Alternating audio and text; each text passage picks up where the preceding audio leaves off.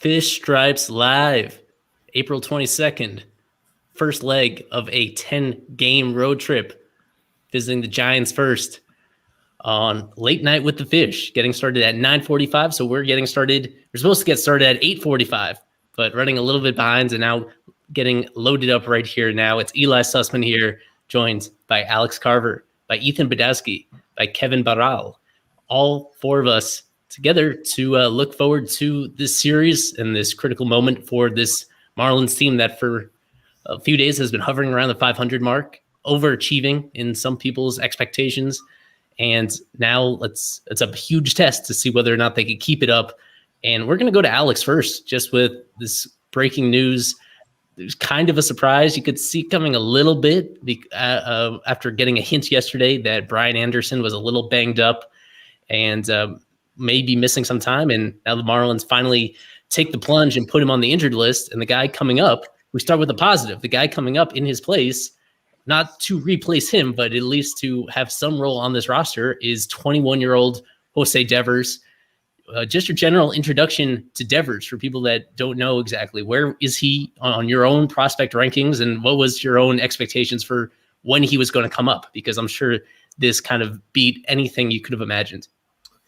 Yeah, this is a surprising move. And thank you again, by the way, Eli, for having me in. I appreciate it.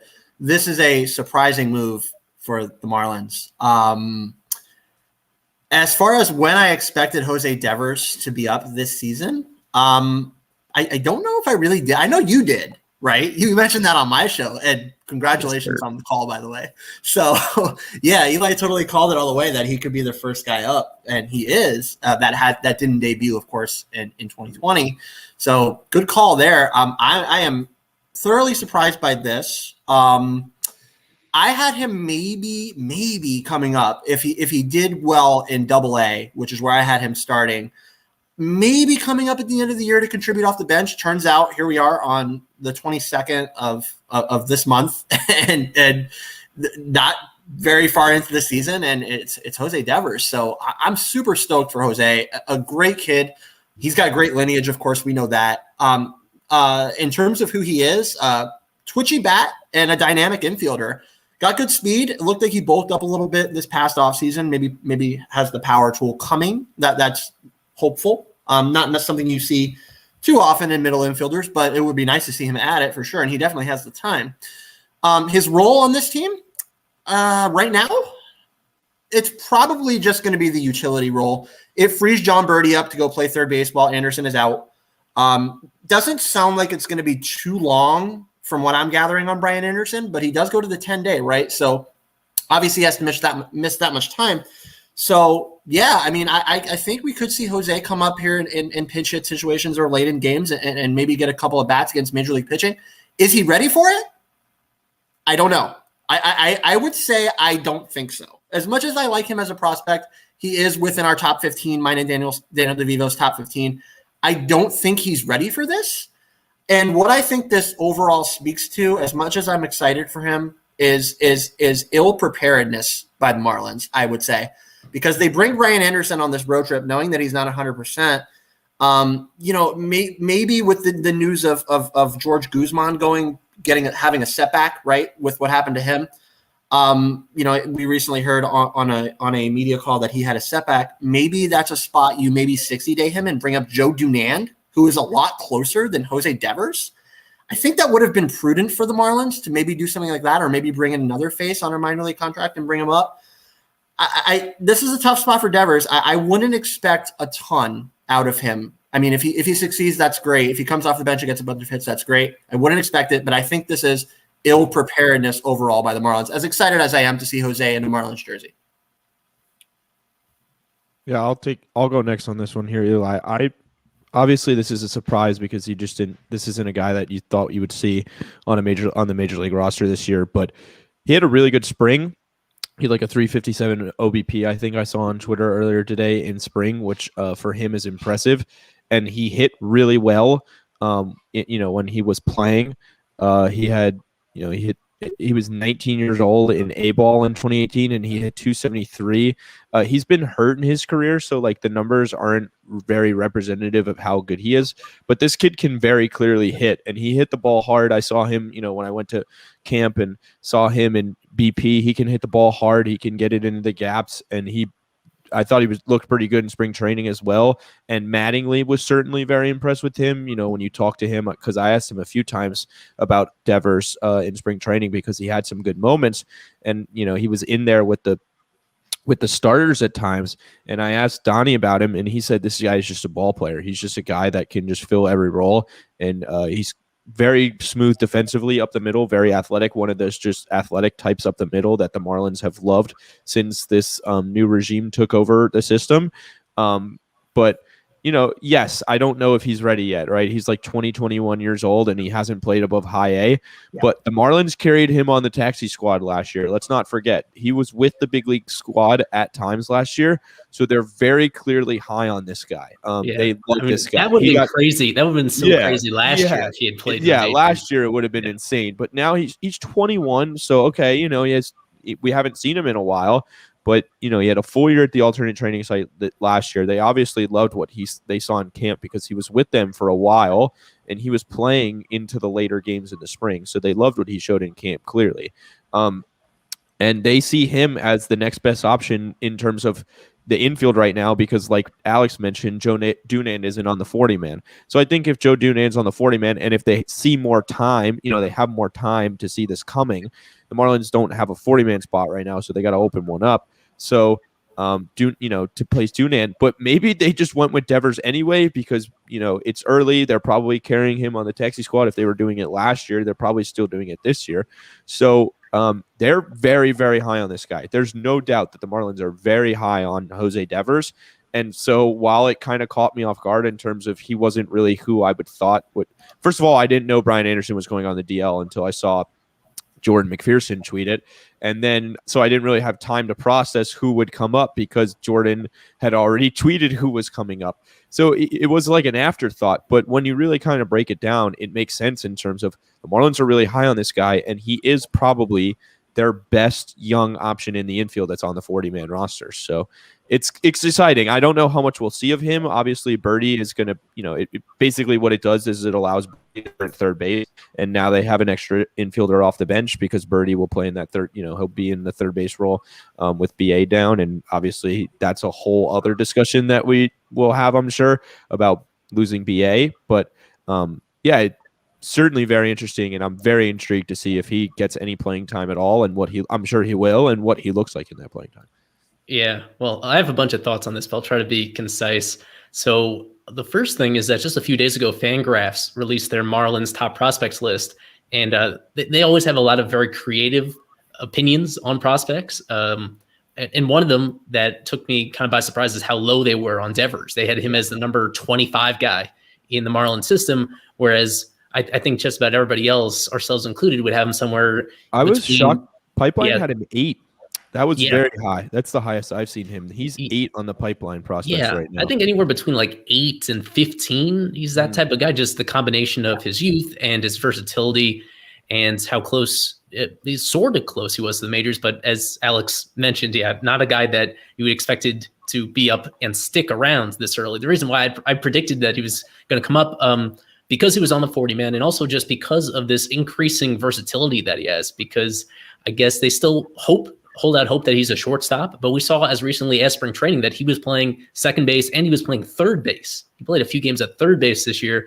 It's not like he's going to be starting at third base right now in the major leagues, but the fact that he could play that position, that when you add that together, that made him an obvious candidate to at least be on the taxi squad for these kind of long road trips, right? Just because if anybody got hurt, from Jazz to Miggy to BA to Birdie, if any of those guys got hurt on a long road trip and you needed somebody potentially to step in to as an emergency guy at any of those positions, they have someone in Devers that does that. I'd floated on Twitter that Lewin Diaz would be a fun guy to call up, because of the upside in his bat, and because he already had a little major league experience last year. He's closer to a finished product, even though his debut didn't go that well, that I think he would be the guy that if you knew in advance that BA was going on the IL, that he would be a guy that you shift things around defensively. And he's someone that makes occasional starts at first base, but at least someone as a pinch hitter that would have some value as a pinch hitter, especially against righties. And right now we don't know if Devers will have any value as a pinch hitter at this stage of his development. That's a little unfair to him. What else? And yeah, I mean, the final note on him, on Devers, that I looked up is that they had StatCast hooked up to some of the spring training games, and it's a really small sample, but you look at the average exit velocity that he was hitting with in spring games, the games that were recorded, he was averaging like 89 miles per hour exit velo. That's right around the major league average for someone. He's a small kid. He's really 180. He's 180 soaking wet now, and he was 155 soaking wet the last time we saw him. So Alex talked about him bulking up. Yeah, he looked a lot bigger this spring training, and Mattingly talked about that as well with his development. Yeah, well, we'll go to the other side of this now with Kevin. The fact that it's fun that Devers is up, one of the youngest players in the majors right now.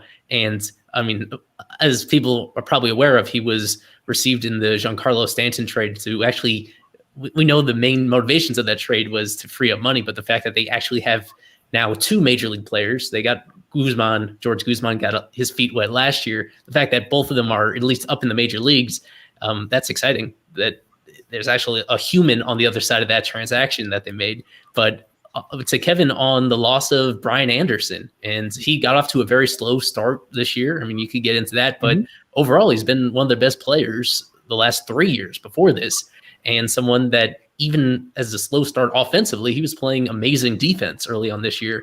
So what are they losing without Brian Anderson in the lineup and playing third base every day? Yeah, as he said, I mean, he had a slow start to the season. I think he only had 1 home run, if I'm correct. He's been pretty good defensively. They're losing a lot on Brian Anderson, but I'm pretty sure they have enough with not enough with John Birdie to back him up or replace him. And this is maybe why they called to Jose Devers, to maybe get some of that versatility to come in and play third base. And I think it's going to be very interesting to see what happens with Devers. Brian Anderson, yeah, again, slow start to the season. He was one of the best players in the past 3 years for the Marlins, one of the best young players. He was one of the quickest to develop for this team, and this is why he's still on the team, man. Kim Ang said that she wants to see something from Brian Anderson to give him the extension this season. I'm pretty sure he is on the final year of his deal. Not correct. Yeah, I'm pretty sure. So, I mean, we'll see what happens. And I don't know if I don't think the injury is going to play a big role on that. But I mean, down the road, I think we'll see what happens. Well,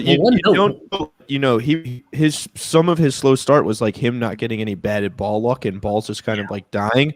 Oblique strain can take some power away if you're not getting that full rotation, because your side is messing with you. So this could certainly be something, Mattingly says this has been bothering him for a little bit now. This could, and now, all of a sudden one day, and then, he was out yesterday, and then they say, all right, it's going to be out today, maybe tomorrow. And then now all of a sudden he's on the 10-day IL. And, Eli, you tweeted from the Fish Stripes account. It looks like this is something that could be, a week or so, or not just a week or so, not just 10 days. It could be 2 weeks. Okay. Well, I'm not a doctor and I don't have any. Right. I don't want to make any assumptions, but I'm saying these are tricky. Baseball to know that if you have an oblique strain, you're tricky. shut down. It might not be that much different than a broken rib that Marte is at with, for example. There's just a certain amount of time that you need to stop all activities, and then they evaluate you, and then you slowly begin to ramp things up. But it's so important to hitting, especially that I mean multiple weeks. It's definitely going to be more than the minimum 10 days. Yeah, it's scary. The thought of the Marlins offense without Marte and BA, you had that question up, is pretty terrifying. Yeah, well, somebody just mentioned in the chat about whether Isan Diaz would be an option under any circumstances. That's a curious one because with him, even more so than Devers or even with Lewin Diaz, he's someone that doesn't really have much to develop anymore. He was someone that just simply wasn't performing. But they had also mentioned with Isan, I guess it was Kim Eng that mentioned it right at the end of spring training, that he would get some work at third base at the fish tank, that would be part of his game, perhaps anticipating that he could be an emergency guy. It was a really discouraging spring for Isan, so you could understand why they didn't expect that he'd be able to contribute right away, that they really wanted to get him into some AAA games and see if they could refigure things out. But other than that, I mean, even as low as things have looked with Isan lately, you would have to believe that he's he has a better shot at being productive right now than Devers Right. does. Well, that's why this is so discouraging. I didn't think about it until somebody said it to me on Twitter, but I was just thinking of it as, wow, they're really high on Devers, and then I didn't think of it as, wow, they're really low on Isan if they're not calling him up. You would think that, with what happened this spring where Jazz won the job and Isan was really the clubhouse, was the favorite going into it because you think, he doesn't have anything to prove, blah, blah, blah, blah, blah. If he's not the first guy up, they need an infielder, right? They need an infielder to provide some depth, to provide some versatility, and they're saying he can play second base or he can play third base. If he's not the first guy that's getting the call over a 21-year-old that hasn't played above high A, that says a lot. So yeah, to me, this says one thing, and obviously this is just coming from opinion, but to me, this says one thing: Kim Ng and the Marlins are 100% out on Isan Diaz. Yeah. I don't think Isan Diaz has any. I thought maybe when he got sent down that it was okay. Jazz won the job. You got to go get your reps in. You got to prove that you belong. Fine. Now you're calling up a 21-year-old kid who has 33 games at single A advanced over Isan Diaz, who has been in the major leagues and has been to all levels of minor league baseball. They're out. Isan Diaz in Miami is not a thing anymore. He's going to be traded. Yeah. That's it. I think we can mark this moment today, right now, as the end of Isan Diaz's career with the Miami Marlins. Yeah. It's a strong hard. Take. It's a strong take, and it's hard to say, and it's upsetting because I like Isan. We interviewed him, Eli, and very, very nice guy, and hard worker. And you could see that last year really, really got to him. But I'm not saying it's over yet. They might give him a chance in AAA this year, but the fact that he doesn't get the call says something. How he's not on that taxi squad. Like Devers is the option that we go to. Like I personally, guys, I mean, maybe it's a strong take right now this early in the year, but I think this is it for Isan here personally. There's something for sure they saw in Devers that they didn't see in Isan. I mean, that's the only way we could look at it at this point. It's such a, all things considered, it's a relatively quick just flip of opinion on him. Isan was their minor league player of the year in 2019. Yeah. He was it's a good point that he would seem to be now the taxi squad has a certain limit on it. I think it's 5 players they're limited to, and I guess but Devers is someone that also, I mean, until like this spring, he had barely played third base either. They were kind of in the same boat in terms of versatility. Of course, Devers is a better defensive shortstop and has that ability. But I mean, all things considered, the fact that Isan is just so much more experienced in pro ball and had been in the majors before, that it is an interesting, it's a very telling choice. I agree that it's very telling. I don't know if I'd go quite as far with you that we won't see him in the Marlins uniform again. Yeah, but I think we may see him late this year or sometime this year when the Marlins needed a guy off the bench or something like that. I'm just talking long term. I think this is telling on where Kim Ng is on her opinion of Isan Diaz. Yeah. She watched all of spring training, didn't have a good spring training. Obviously, it's spring training and you're not putting a lot into that. But she sees behind the scenes as well and how he acts and how he goes about his business. And I don't think she's a fan. Personally, that's my opinion. Obviously, I'm not there to tell you for sure. That's just where I'm at. And you're calling up this guy, this kid, this little young kid that, he's a good prospect. And, he can contribute maybe in some ways off the bench with Birdie starting at third base. But this was a clear spot for Isan. And they went to this kid that's just so raw still, right? I mean, 21, like I said, not much time at all above A ball, any above A ball, and very little above, the rookie leagues and stuff. So it's a telling choice for sure. I think that Isan is not a thing anymore in Miami, and that's my opinion. The one thing I will say is, like, if this move comes during the season when the minor league season is happening, then maybe it is Isan over Devers, because maybe they're trying to get Devers, like right now they can just have Isan at the alternate training site getting ABs, and, maybe they just carry a young guy like Devers. But, like if Isan's going to be in AAA and Devers is probably going to be in AA, I would imagine, to start the year, then, maybe they leave him down in AA. But, this move comes before the minor league season starts, and it comes in a pinch. The Marlins are in a serious pinch right now. The amount of injury. Donnie talked all spring about how lucky they were that they had a healthy spring, they had a clean spring, and then 2-3 weeks into the season, you've got two of your projected top, starters in your rotation down, Eliezer and Sixto. Who knows when they're coming back? Eliezer's going to throw a bullpen soon, probably, and that's really good. Eliezer's down, Sixto's down. That's who knows when that is. That's maybe June-ish. Just off, just throwing that out there, and then you've got Brian Anderson, you've got Starling Marte, you've got Jorge Alfaro, Nick Neidert struggled coming up. Daniel Castano, we don't know what the ceiling is there. Jordan Holloway here, he's back. It's nice to see him back. But, the Marlins are calling up a 21-year-old that hasn't played above high A. They're in a pinch, and it caught us really by surprise. Like you saw it that other night in that game. What game was that? That was the first Orioles game where, they had to pinch hit Pablo in the 9th inning. You saw the roster pinch that they're in right now, and it just got a lot tighter to the point where they've got 14 pitchers and 12 hitters, and one of their hitters is a freaking 21-year-old. So it's tough right now. It's a brutal pinch they're in. Well, on a related note, let's cheer up. Talk about Jazz. Always something to talk about with Jazz.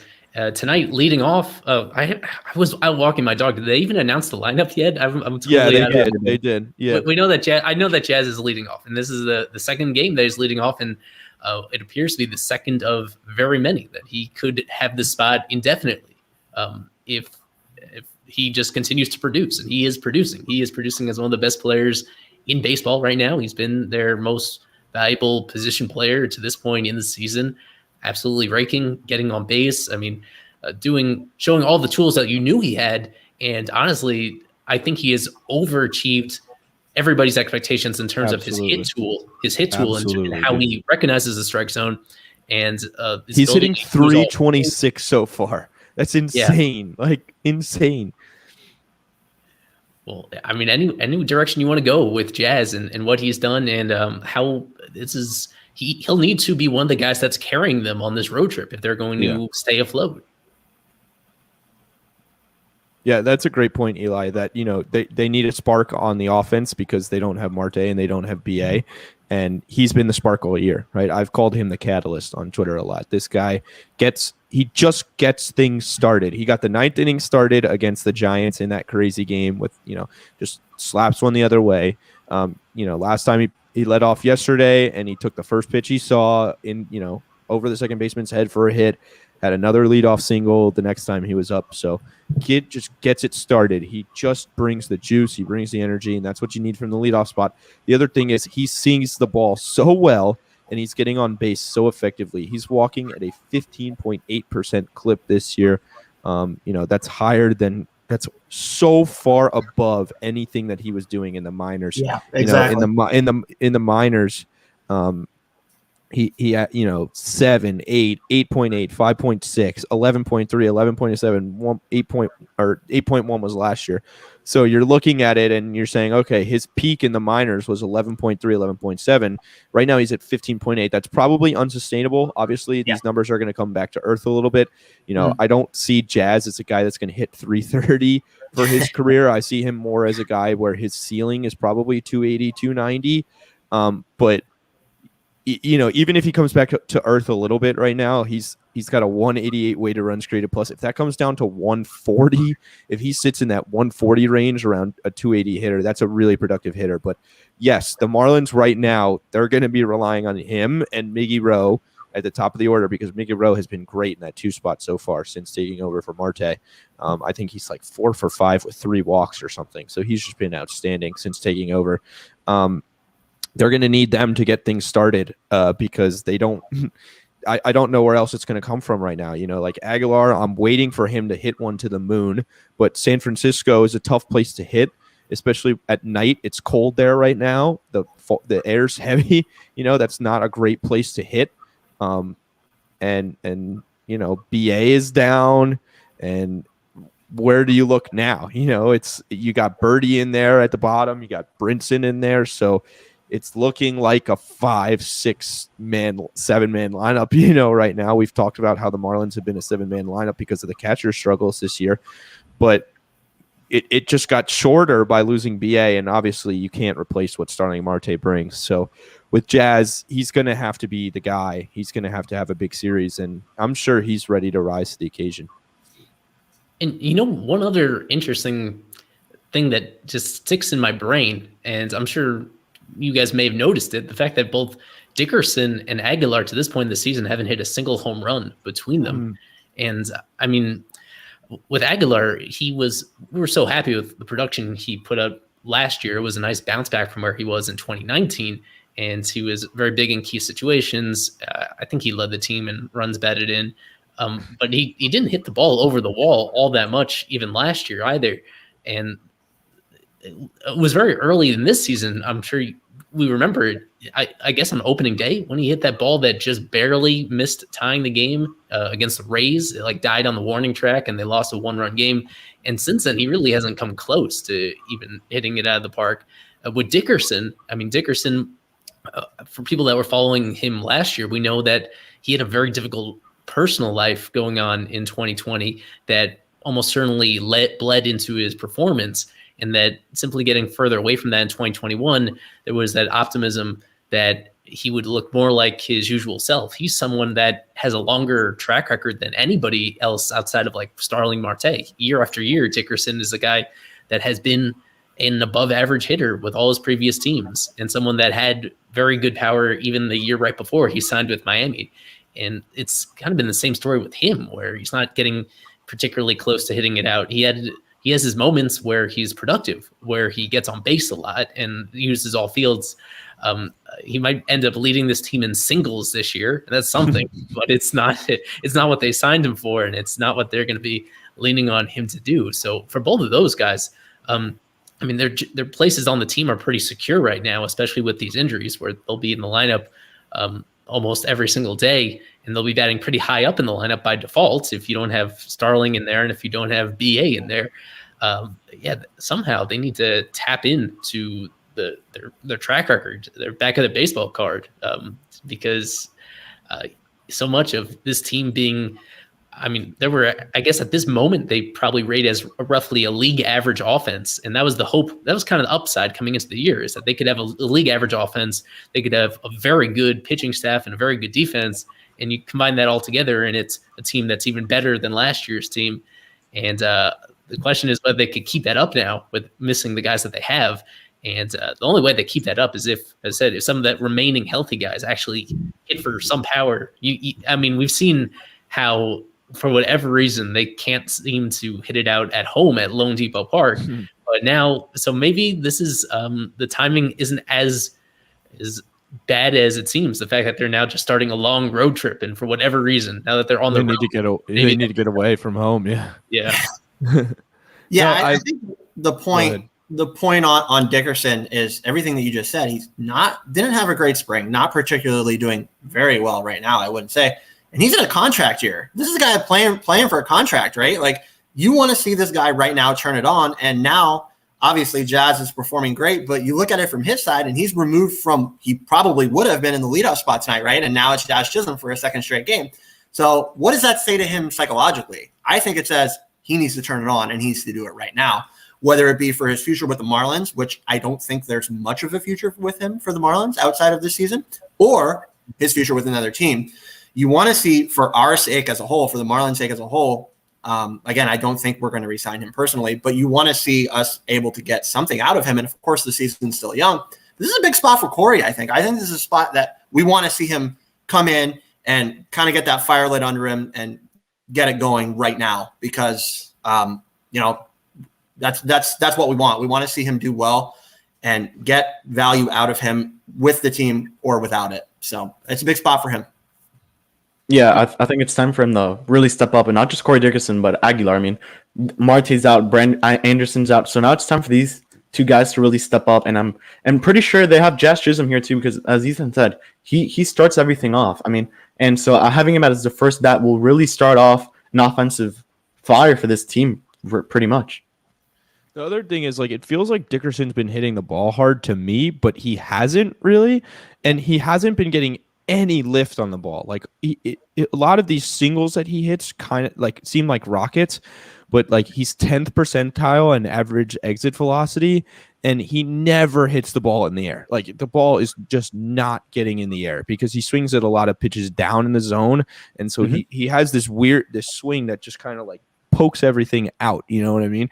But he doesn't get under the ball. So if he hits the ball as hard as he does at some points, but he gets more air under it, the ball will start flying, and maybe you'll see him run into one and hit a home run.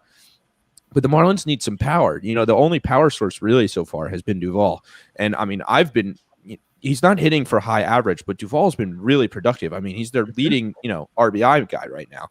And you talked about league average offense, Eli, just going off weighted runs created plus. 97 weighted runs created plus, so just below average, but they're 13th in that stat in the league this year. So they're, right around the middle. They're hovering around the middle. That's not bad for this team, but they need a couple, especially with Marte and BA down. It's going to be who can step up, and it just feels like Aguilar is just like, he has to run into one eventually. Like, this guy has too much natural power. He's too big. He's a good hitter. He's been really good this year, to the point where it's like shocking. It's shocking that he has, especially, Jesus Aguilar, known slugger, hasn't run into one this year. So it just feels like I've been meaning to ask him. I don't know if he hasn't been on a press conference recently. Like, do you feel like you're due for one? And he is due for a home run for sure, but he's also due for like a big hit. And he came through in the Orioles game yesterday. That was definitely big. But Dickerson is, like my brother was texting me about it yesterday when the lineup came out and Jazz was up top and Dickerson was hitting fifth. And he was like, it's nice to see Dickerson down, bringing some contact to the middle of the order. But he's not hitting very well with runners in scoring position this year. He hasn't been producing, like driving in runs. And so that's a run producing spot, the fifth. That's where you want to see a guy that's going to be driving in runs. And he's not doing that right now, but he has been sitting the table well. He's hitting over, I want to say he's hitting over 300. So it's weird with Dickerson right now. It's like he's hitting the ball. He's being, he's productive in terms of the fact that he's getting on base. He's hitting over 300. He's doing what you want him to do. But he's just not, the power has gone away completely. And Aguilar, even more so, especially with what we're used to. So these guys have got to find some power, and they've got to find some hits in big spots because, Duvall has come through, he came through last game. He's come through, it feels like really recently, especially just kind of like over and over. But I mean, he's got 14 RBIs this year. He's leading the team in RBIs. Obviously, half of them came in one game. So it's an early sample, but yeah, these two guys without Brian Anderson and Starling Marte, I think it's good that you bring them up because they're really going to have to step up, and they're the guys that have shown the best track records besides Marte, especially Dickerson. I mean, when we brought him over, I was really like, this guy's got a great track record. He's a really great hitter. And it just hasn't really happened so far in terms of the power has gone away completely, and that's affecting how productive he can be because he's not bringing any runs in. So what real quick for me, Eli, before you go on Corey, been hitting, I guess, mostly near the top of the lineup, right? Maybe not every game, but most games he's near the top of the lineup, right? Now that he's hitting fifth, does that flip? Does that flip in terms of, okay, I have to get on base, I have to set the tone? Does he maybe now gain a little bit more of a better launch angle on baseballs? Does he maybe improve his swing path a little bit in knowing that, okay, now I'm in that run producing position. Now I have to really hit the ball hard. So that's what you want to see. You want to see him start to hit the ball hard. He has done well, as Ethan said, in terms of average, but an average only guy is not something that a lot of other teams are just going to look at and say, okay, I want that veteran player that only hits for average. They want to see him still this late in his career be able to hit for power. So I think that's where we're at with Corey Dickerson, is you want to see that power really come out. Yeah, 20 minutes until first pitch of this 4-game set in San Francisco. I think they're calling it Oracle Park these days. That's the name of the park off the top of my head. And thank you to everybody in the comments that's joining us. This has been great to see all your perspectives down there. I think we've gotten more comments on this stream than any of the other previous streams so far. And they got an interesting pitching matchup tonight on both sides. with Daniel Castano for the Marlins and also with Aaron Sanchez for the Giants. And I mean, we already saw Aaron Sanchez last week in the previous series at Lone Depot Park. And it's just crazy to see how much he's changed, because you go back like 5 years and he was like one of the premium up and coming power starting pitchers in all of baseball. Like he was right up there with the leaders in average fastball velocity. And he was on that. I think he was arguably the ace of like the Blue Jays team as a rookie, or in his first full year, like his second year as a major league pitcher. And now if you actually saw him last week, he had some success against the Marlins, but his pitch mix was crazy. He threw only 1/3 fastballs. He threw 1/3 changeups. He threw 1/3 curveballs. And that's a pitch mix that I can't remember the last time I saw that from a starting pitcher. So to lean so much on his secondary pitches, his fastball, I think, only averaged like 89 point something in that start for someone that, like I said, used to be right on the top of the scale of power pitching. So I think at the very least, there's like the potential when he's missing his spots to at least put balls in play against him no matter what. So they're going to have their opportunities at least tonight. And for people that haven't paid close attention to the Giants, I mean, they used to very famously have a park that was more pitcher friendly than any other in baseball. But they did bring in the dimensions entering last year. Oh, really? I didn't know that. At least in center field and also in right center. I mean, that famous triple alley that they had is not quite as deep as it used to be and all that. So with this matchup, I mean, normally when you go and face the Giants at Oracle Park, it's the same type of feeling that teams usually have in Miami. It used to be that same type of ballpark. And now both of them, and especially the Giants, they've really kind of changed the character of this place so that it could be a higher scoring game than you might anticipate and you're kind of used to in these matchups. So that'll be fun.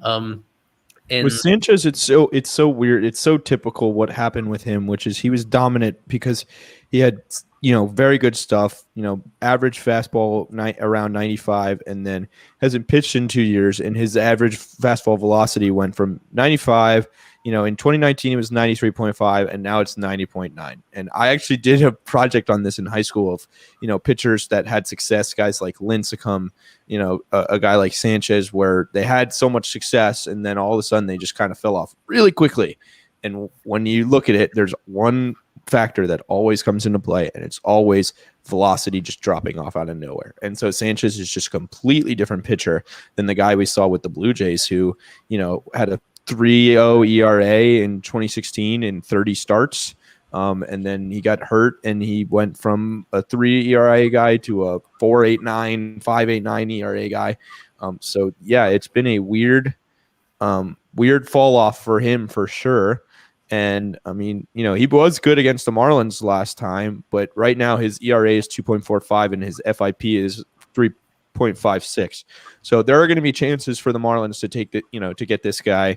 They always seem to struggle with soft stuff. I don't know what it is, but these crafty guys just kind of, the Marlins seem to struggle with that. But somebody's just got to sit back on one of these, guy like Jazz, and just kind of get to him. I think that it'll be good for them to have seen him recently, know what they're up against, know what they're going to see, and just kind of game plan for that. And hopefully they'll be able to take it to him tonight. Well, I'm sure Alex wants to talk about the Italian Stallion. His guy, he's been pumping up Castano since before he debuted, and Castano keeps defying my expectations, at least in terms of his results. I'm not totally sold on him as a long-term solid starting pitcher in this rotation, but I mean, the production is the production. I mean, to this point, he has a 2.86 ERA in the majors, despite striking out fewer guys than anybody else. You're optimistic that he's going to keep this going? Eli, the guy just does it. I mean, just gets outs. That's Dan Castano. I mean, I labeled him the Italian Stallion. I should have just labeled him just gets outs, because that's all he does. Is he just goes out there in whatever role that he's asked to do it, and he just gets outs, rolls ground balls. You saw last time he started, I think like 10 ground ball outs. So yeah, I mean, it's a guy that knows who he is. You heard Donnie talk about that. You heard Daniel talk about that himself. That, hey, I'm not this big strikeout guy. I'm not a guy that's going to go out there and strike out, basically, if he doesn't strike out anybody, he doesn't care. He doesn't care about the numbers. He just wants to go out He there. literally didn't strike anybody out last game. Exactly. He has a 0.00 K per nine this year. I was actually waiting for that in Eli's fish picks today. Will Daniel Castano get more than like 1.5 strikeouts? But he didn't do it. So maybe next Daniel Castano start, that could be in the fish picks. Anyways, yeah, it's a guy that just gets out. He's an unheralded guy. He's 26 years old. He's an older guy. He was never a highly touted prospect. He was a throw-in a trade that we got, and he just gets it done, man. Like, super cool guy, super nice guy to talk to. Loves the Italian Stallion nickname, by the way, which we heard preseason, which incredible for me. But anyways, awesome dude. I really like him just as a contributory piece, right? That's just able to do it in whatever role he's asked to do it in. And that's what you want out of a guy like this. That's not this lights out hurler that's going to go out there and be an ace or 2, 3, even 4 starter. But that swingman guy, Dan Castano definitely has a position on any Major League Baseball team, and he's doing it right now for the Marlins. Yeah, I definitely think he's, I've said this before, that I definitely think he's got value to this squad. I don't know how much value he has as a starter. Like, let's just be honest. You know what I mean? Like, I don't know how much value he has as a fifth starter going forward, but he will eat innings, and you need that, especially with the, the situation the Marlins are in with injuries right now. You need a guy that's going to eat injuries, that's going to eat innings, excuse me. But it just doesn't really make sense. Like, there was with Sandy, like a few years ago, I always talked about how it doesn't really make sense because he wasn't getting a lot of swing and miss, and his stuff wasn't, for whatever reason, his stuff wasn't getting swing and miss, and he was getting hit around hard, but he was just getting outs. And Castano is the same, but it makes even less sense because he doesn't have that elite stuff that Sandy does. He's not going to throw, obviously he's not going to throw high 90s. He's not even going to throw mid 90s really. And like last year he had a 3.03 ERA, but a 4.81 FIP and an at 5.51 expected FIP. So it just doesn't make sense with this guy, but Alex is kind of right. He just gets out. He's confident. If you talk to him, he doesn't shy away. Like Alex said, he doesn't shy away from the fact that he doesn't have the best stuff. He's not going to be this dominant strikeout guy, but he's confident in his ability to go out there and get outs and be a contributor to this Marlins team. And so he will contribute. There's no doubt about that. It's just like you just kind of wait for him for the blow up, and luckily it hasn't happened so far. But it just scares me that constantly that we could be on the verge of that. And, but he was pretty good last time out. He did his job, 5 innings, so it's like he just gets it done. He just gets the job done. Yeah, it needs to be emphasized that he does have a very long leash with this team for the foreseeable future, because you referenced him as like a potential 5th starter, but right now he's their 4th starter. It's Sandy, it's Pablo, it's Trevor, and it's him. And then 5th is a big question mark. A question mark that, I think we spoke about Neidert on the last stream that we did. We did the stream on Tuesday, entering Neidert start, and we were expecting him to have some sort of a bounce back, and it did not go well. And they optioned him, and it was a defensible choice that he is a guy that he's a controlled pitcher who was not showing any. Well, he's a command guy that wasn't showing commands, and he wasn't even showing any control to actually keep guys from drawing walks against him. And so now that's a big void that they have to fill. And I'm hopeful. I'm not optimistic, but I do hope that they give a serious look to Anibal Sanchez, who has his free agent showcase tomorrow in Miami. And I've already made the case about him and what he can bring both tangibly and intangibly. But even with him, he's not someone that's going to jump into the rotation on this road trip. At the very least, no matter what happens in this outing for Castano, he's going to get another start in Milwaukee in their next series, and he's probably going to get another start after that once they get back home, because these guys that are injured, they need time to get back. At the top of this show, I think we mentioned Eliezer finally, hopefully throwing a bullpen session in the coming days. Mm-hmm. And once he does that, if that goes well, they probably throw another bullpen session or a live BP. It would be a live after that, yeah. And then after that, then he goes on the rehab assignment in the minor leagues. So he's several weeks away, hopefully less than a month. But it's a big window for Castano. It's almost as big an opportunity as he had last year due to COVID. And in a year where, thankfully, the Marlins haven't had any huge setbacks on that front, the fact that now they have all these conventional injuries that are holding them back, it's working out pretty well for Castano as someone that we'll see.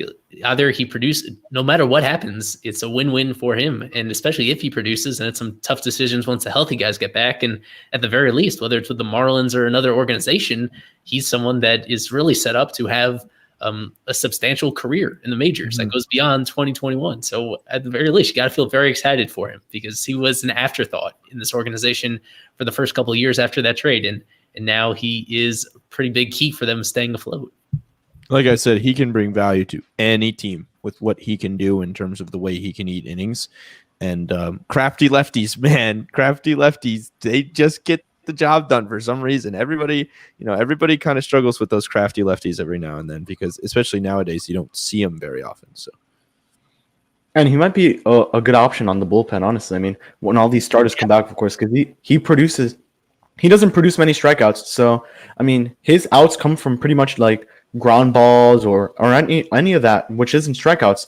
And I mean, honestly, that might just be best. Maybe an inning, you need Castano to come in for just one inning, maybe to 6th, 7th, or 8th inning. That can help, or even a long-term reliever option for the Marlins. Yeah, and let's just look at it from that aspect that was just mentioned.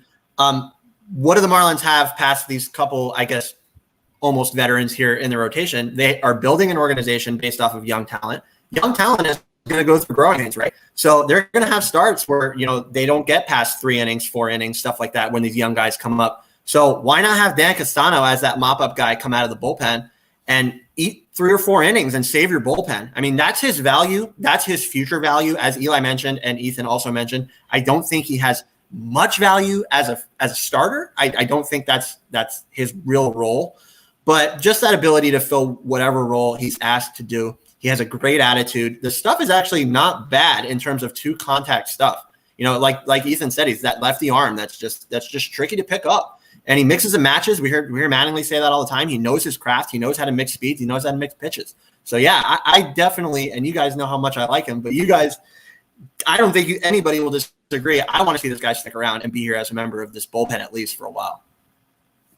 I'm very excited to see what exactly he's wearing post-game once he speaks to the media. I'm sure people remember that in his first start of the year, he nailed it. I was so mad I missed that. Press conference. Me specifically, I would have been all over that. It's a great competition between him and Tommy Eveld for best dressed in the organization. So keep that in mind. Yeah. Tommy's got a great stash. Saw that stash in spring training. He's got a great stash. Hope he gets healthy. Have we heard anything about his health? Not really, right? No. All I saw is on Instagram him working out, able to lift weights, but that's about it. Not even sure exactly how far along he is, but someone that pretty likely would report to AAA Jacksonville whenever he does get fully healthy, if he's not there already. He's not listed on their fish tank roster as of earlier today. So yeah, we'll have to check in on him and see how far along he is. I mean, in the meantime, that spare bullpen spot going to Jordan Holloway, who is also called up right along with Devers. And I guess Devers overshadows him a little bit, but we were so enamored with what Holloway did in his one relief appearance earlier this year and what he showed. It'll be interesting to see how they use him and how long he sticks around, because it wasn't that long ago that I think the comment from Kim Eng is that they still want to develop him as a starter. That was yesterday. Yeah, they still want to give him this year to do that. We saw him pitch a couple innings, and that was a few weeks ago. So presumably, when he's now been up in Jacksonville the last few weeks, they've been stretching him out a little bit more. So they haven't named him yet as the starter for Sunday, and maybe he doesn't start. Maybe he comes out of the bullpen as like the bulk guy, along with. There's a lot of possibilities with him. Either way, it's encouraging to see him back up, and he has. I mean, one thing we've mentioned already with this bullpen, there's been it's crazy. Like every single week, you have a different feeling about how the bullpen is. Remember, it was a big crisis the first week of the year, and then pretty much since then, it's been a much better story. I think the one common thread is that there's still some question about how much swing and miss they have out of the bullpen. It's kind of just like Yimmy looks great, and his stuff is honestly better than ever, and he could get swings and misses. John Curtis looks like the version of John Curtis that I was excited about when they traded for him after a slow start. He does that pretty well.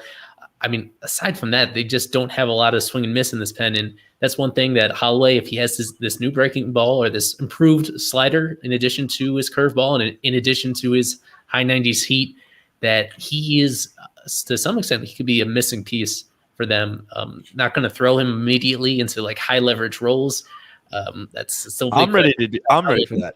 But when he is on the mound, that's a nice. It's a refreshing change of pace. It's a nice skill set that he brings to the table. Well, I've said, Eli, we've had discussions on this stream and on pods about how the Marlins need some big stuff at the back end of the pen. They need some big heat. They need a big breaking ball. They need somebody that's going to generate swing and miss.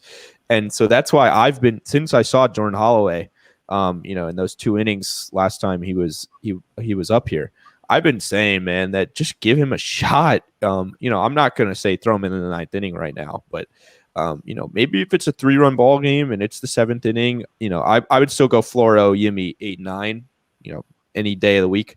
But if it's the 7th inning and you've got a tight spot, I don't see any reason not to give the ball to Holloway. Obviously, he's young. You don't know. He gets a little wild at times, but he looked really good in that inning, and his stuff plays really well in the pen. I've said for a year or so now, ever since his struggles last time out, that I think he fits really well into a bullpen role. And so I've been calling for him since he went down. And when I saw he was back, I was really, really happy for him and for the Marlins, because I think it's good to have that guy in the pen, and I think he's a good option late. So, yeah, I would give the ball to Jordan Holloway, maybe not in the 8th or 9th inning. But I want to see them give him the chance, because they, like you said, Eli, they need that strikeout stuff. They need that high leverage stuff, and they don't have it right now. And so they need a guy that's going to miss bats at the back end. And it would be nice to see them give him a shot. So, yeah, I kind of want to see how he mixes his stuff in his next appearance, whether that be out of the bullpen. I don't think we will see him starting on Sunday. I think personally it's going to be Paul Campbell, but we'll see. So see what they do. I think they're going to go Paul Campbell and maybe limit him to maybe put him on a pitch count, because he hasn't really been regularly throwing. You don't really want to overdo him, so maybe put him on a little bit of a pitch count.